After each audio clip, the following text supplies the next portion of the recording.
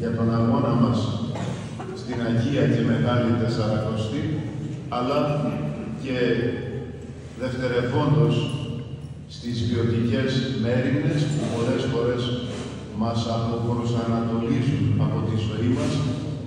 Γι' αυτό και η Εκκλησία τοποθετεί ως σύμβολο σωτηρίας τον Σταυρό για να βρίσκουμε τον δρόμο. Δεύτερον, η σημερινή Ευαγγελική περικοπή αρχίζει με δύο σημαντικές λέξεις, από τις οποίες πηγάζει η δυνατότητα που δίνει ο Χριστός να ενωθούμε μαζί Του. Και αυτή τη δυνατότητα μπορούμε να την πραγματοποιήσουμε τηρώντας στη ζωή μας δύο προσεγγίσεις. Πρώτον, λέει πως ως της θέλει ο πίσω μου ελθεί. Μας δίνει δηλαδή την δυνατότητα της ελευθερίας. Μας δίνει απόλυτη ελευθερία. Επειδή έχουμε πλαστεί όπως Εκείνος, μας έχει πλάσει όπως Εκείνος. Τόσο ελεύθερα και με τόση αγάπη που μας δίνει το δικαίωμα ακόμη και να τον απορρίψουμε. Και το δεύτερο, όποιος αποφασίσει ελεύθερα να τον πλησιάσει, να ζήσει δηλαδή εν Χριστώ, τότε να είναι σίγουρος πως πρέπει να σηκώσει ένα σταυρό. Και αυτός είναι ο σταυρός προσωπικός μας, ο σταυρός του καθενός μας, ο σταυρός της ζωής μας, αλλά και σταυρός της ψυχής μας. Δηλαδή, πρώτον είναι πνευματικός σταυρός, επειδή πρέπει πάνω σε αυτό το τίμιο ξύλο να σταυρώσουμε τον κακό μας εαυτό, τα πάθη και τις αμαρτίες μας, για να γίνουμε καλύτεροι. Και δεύτερον, να σταυρωθούμε πάνω μέσα από τις δοκιμασίες που θα έρθουν στη ζωή, αφού ομοιάζουμε με τον Χριστό, έτσι ώστε να εξαγνιστούμε και πάνω από το σταυρό να βλέπουμε το σίγουρο γεγονός για τη ζωή του καθενός μας, αυτό της Αναστάσεως.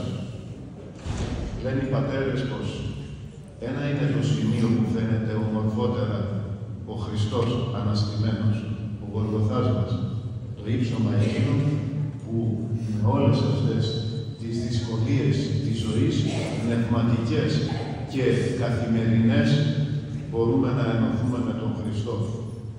Και τρίτον, αμέσως τώρα, θα τελέσουμε το μνημόσυνο για τους στρατιώτες αδελφούς μας, οι οποίοι μία μέρα σαν χθες, 6 Απριλίου, πριν από 110 χρόνια, το 1914, δοκιμάστηκαν σκληρά από τους Οθωμανούς.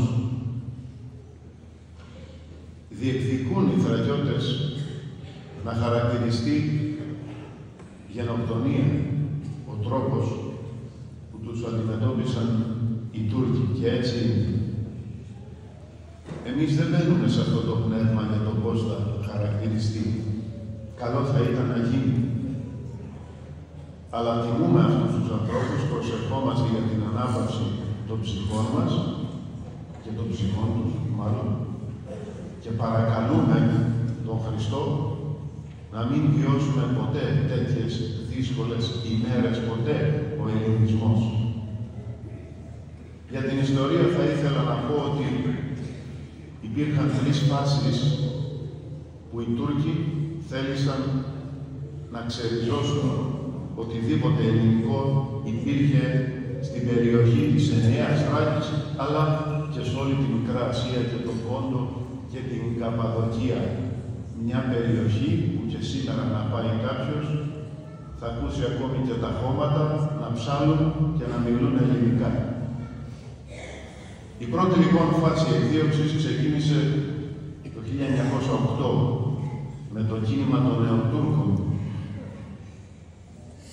Η δεύτερη φάση, με την έναρξη του Πρώτου Παγκοσμίου Πολέμου το 1914 και η σκληρότερη και η πιο συστηματική και η πιο απάνθρωπη, ξεκίνησε μετά τη συνθήκη της Λοζάνης. Εκεί όπου πλέον ο Κεμάλ Ατατούρκ σφαγίασε και κατέστρεψε οτιδήποτε ελληνικό υπήρχε στην περιοχή του και έτσι χάθηκε ένας κόσμος που όμως ο σταυρός του ελληνισμού ανασταίνει άλλες περιοχές, όπως καταγράφεται από τους ιστορικούς.